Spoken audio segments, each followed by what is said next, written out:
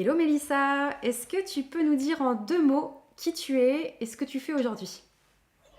Hello Céline. Alors, moi je suis online business manager aujourd'hui. Je peux le dire, ça y est. J'accompagne les coachs et les consultants à créer des formations en ligne, enfin des programmes en ligne. Donc ça peut être des formations, mais aussi des séminaires en ligne ou bien un mastermind. Voilà. Ok, très clair.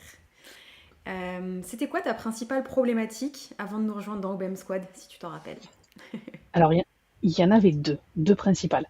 La première, c'est que je facturais au temps passé. Donc, au bout d'un moment, on n'a plus de temps, donc on peut plus facturer plus, on peut pas prendre plus de clients, et donc on atteint des limites. Et la seconde que dont je me suis rendu compte au cours des visios qu'on a eu dans OBM Squad, c'était le manque de posture avec mes clients et le fait en fait que j'étais un peu comme salarié de mes clients en étant indépendant.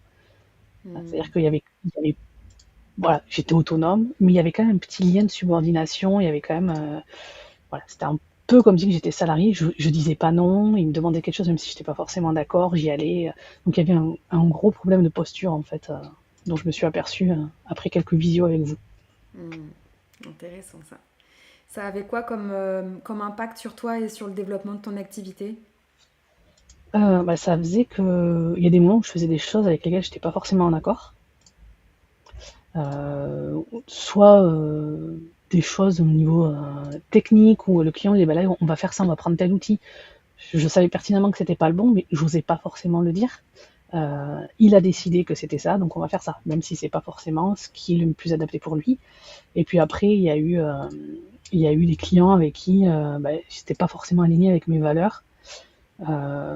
Et bon, je le faisais quand même parce que le client le demandait, mais voilà, j'y allais à reculons, je faisais pas forcément, pas que je faisais pas bien, mais je traînais la patte pour le faire, quoi. Hmm. Et le fait de facturer à l'heure, c'était quoi l'impact? Ah là, c'est qu'au bout d'un moment, alors moi, il y avait deux impacts. C'est que déjà, je voulais avoir toujours plus de chiffre d'affaires, hein. Quand on monte une entreprise, c'est pour essayer d'avoir plus de chiffres. Et au bout d'un moment, c'est pas possible parce que je veux pas non plus travailler 50 heures semaine. Et moi, avec mon mode de vie en étant nomade, c'est surtout ça, c'est que non, je ne veux pas travailler 50 heures semaine, je veux profiter quand je suis en voyage, je veux pouvoir avoir du temps pour moi, pour voyager. Et les deux n'étaient pas compatibles, c'était pas Hmm, possible. forcément, ouais. Est-ce que tu te rappelles du truc, de la chose qui t'a fait prendre la décision de nous rejoindre dans OBM Squad? Les lives dans Road to OBM. Les lives et au moment où c'était un live sur justement le mindset, posture et tout ça. Et là, je me suis dit, ouais, en fait, c'est de ça dont j'ai besoin, quoi. Hmm. Ok, c'est C'est vraiment, intéressant. c'est vraiment ça. Et voilà, pour faire un petit peu un état des lieux, ça fait quelques mois là que tu es avec nous dans OBM Squad. Est-ce que tu peux nous expliquer par quelles étapes t'es passé? Qu'est-ce que tu as mis en place dans ton business jusqu'à présent? Alors, qu'est-ce que j'ai mis en place? J'ai, j'ai fait le tri dans mes clients. Déjà, j'ai arrêté certaines missions, certaines prestats avec des clients qui m'ont permis de me dégager plus de temps pour développer justement de nouvelles offres, de nouveaux projets en lien avec tout ce qu'on voit dans Game Squad.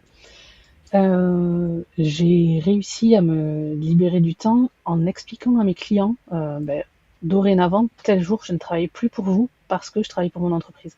Et ça, c'est quelque chose que je faisais pas avant. Donc tous mes projets, ils passaient à la traîne. Je le faisais le soir à 18 h quand j'avais fini ma journée. Et là, non. Maintenant, ils le savent. Il y a un jour et demi par semaine où je ne suis pas dispo pour eux. Sauf en cas d'urgence, évidemment. Voilà, on reste quand même disponible si besoin. Mais et je leur avais dit, enfin, avant de leur envoyer le mail, je cherchais quand même, est-ce que je le fais ou pas. Et au final, quand je leur ai envoyé le mail, ils m'ont tous répondu, ah, c'est super, merci de nous avoir prévenus, ok. Et à chaque fois, ils me demandent alors, t'en es où dans tes projets? Et en gros, c'est juste moi qui me retenais, quoi, parce que eux, il y a aucun problème pour eux. Hmm. Donc voilà, et puis j'ai créé de belles offres avec toute la méthode OBM Squad. Ça me permet de valider des offres, de les créer, et j'en ai plein en tête encore aujourd'hui, donc je sens que ça va bien se développer. C'est pas les idées qui manquent. Non, ça, c'est sûr. Qu'est-ce que ça a donné en termes de résultats? En quoi, là, ce que tu as mis en place et les résultats que tu as obtenus t'ont aidé à résoudre les problématiques que tu avais quand tu nous as rejoints? Clairement, aujourd'hui, je travaille quasiment moitié moins pour mes clients. Au niveau de par semaine, en fait, hein, je travaille quasiment moitié moins pour mes clients et mon chiffre d'affaires est plus élevé qu'avant. Voilà. Est-ce qu'on a besoin de rajouter quelque chose? Et mon temps de travail quasiment par deux et j'ai augmenté mon chiffre d'affaires. Hmm, top, top. Et j'ai Euh, largement rentabilisé mon investissement en OBM Squad en, en 6-8 mois, quoi. ouais, ça, c'est un point important aussi. Ouais. Euh, Question pas facile à répondre, mais je la pose toujours. S'il y a une leçon que tu retiens depuis ces quelques mois avec nous dans OBM Squad, ce serait laquelle? C'est une petite punchline de Samir, test, don't guess. On est tous en train de dire ouais, mais moi je ferais bien ça, mais ceci, mais cela. Et en fait, faut qu'on aille voir les personnes concernées, qu'on leur pose la question et qu'on essaye. Et puis s'il faut, ça marche, quoi. Hmm, Donc voilà, c'est ça. C'est le passage à l'action. Il faut passer à l'action. Il faut essayer. Et s'il faut, ça marche pas, mais au moins on aura essayé. Et puis s'il faut, ça marche et c'est top, quoi. hmm. Ouais, c'est exactement ça. Se confronter à la réalité et pas rester coincé dans sa tête. Yes. C'est ça. Nos croyances limitantes qui nous bloquent. Yes.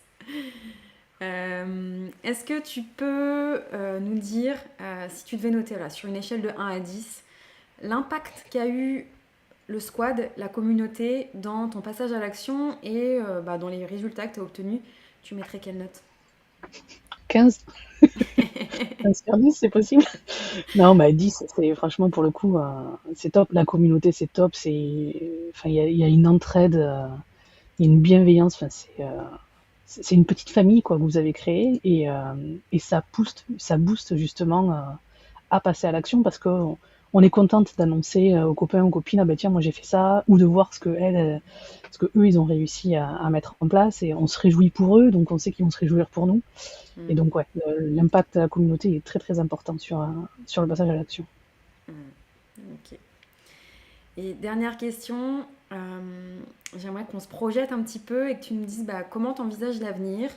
Est-ce que la vision que tu as de l'avenir a évolué par rapport au moment où tu nous as rejoints? Ouais, énormément.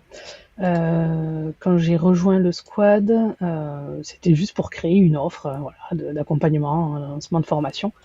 C'était une petite offre que je voulais créer. On voit souvent petit d'ailleurs, avant de rentrer dans le squad, et puis on arrive à voir qu'après on peut voir très grand. Et aujourd'hui, non, j'arrive à m'imaginer avec une petite équipe autour de moi. Alors pas un gros truc, pas une usine à gaz au niveau de prestataires, etc. Mais avoir une ou deux AV avec moi et prendre les missions, m'occuper de toute la partie stratégie sur la création de la formation ou l'audit de la formation existante. Et puis déléguer après à une assistante toute la partie technique, toute la partie mise en place, etc. Aujourd'hui, je me vois entourée de une ou deux AV avec moi sur le long terme. Hmm, c'est chouette. Belle, belle, belle vision. Donc tu as envie de te développer encore plus finalement. C'est ça, on s'arrête jamais. Top. Et on compte bien t'accompagner dans ce sens. Merci beaucoup Mélissa d'avoir répondu à ces quelques questions. Et puis je te dis à tout de suite de l'autre côté, dans la commu OBM Squad. C'est ça, à toutes. Merci à vous pour ce que vous avez créé.